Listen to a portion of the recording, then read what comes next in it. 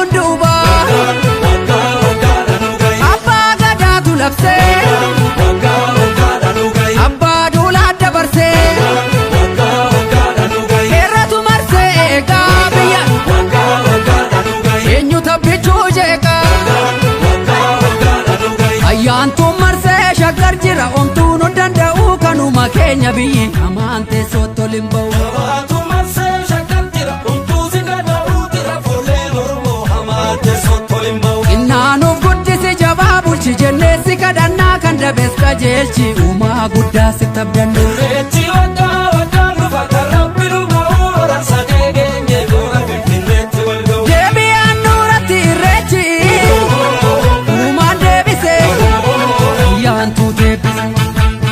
Abbaan biyyaati jabeessi uumaan deebise ayyaantuu deebise. Jaarraa tokko walakkaa kan ture uumaan deebise ayyaantuu deebise. Hayyuu qabdaa warra rakkoo fure uumaan deebise ayyaantuu deebise. Warri finfinnee saganamaati uumaan deebite ayyaantuu deebise.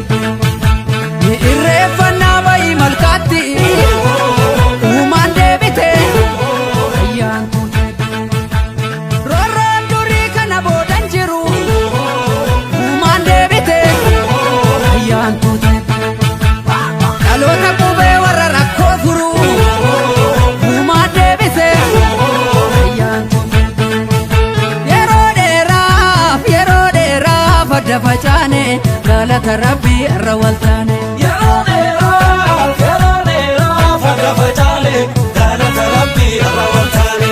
Dhiigaan dhufee ilmatti laanne galata rabbi irra waltaane. Dhiigaan dhufee ilmatti laanne galata rabbi irra waltaane. Dhiigaan dhufee ilmatti laanne hora gullallee tarra dachaane.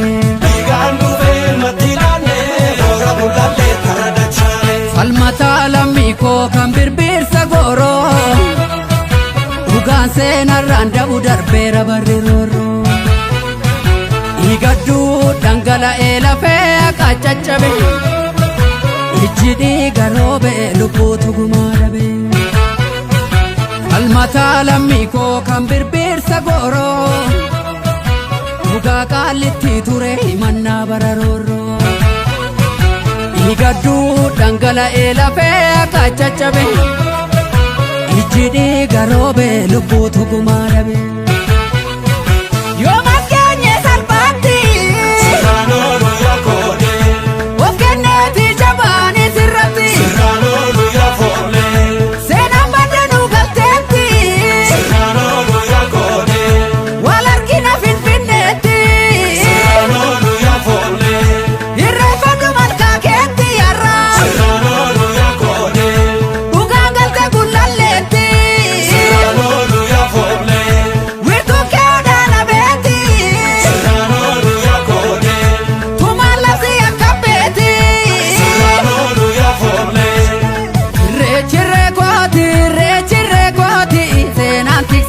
anis akka abbaa kootti.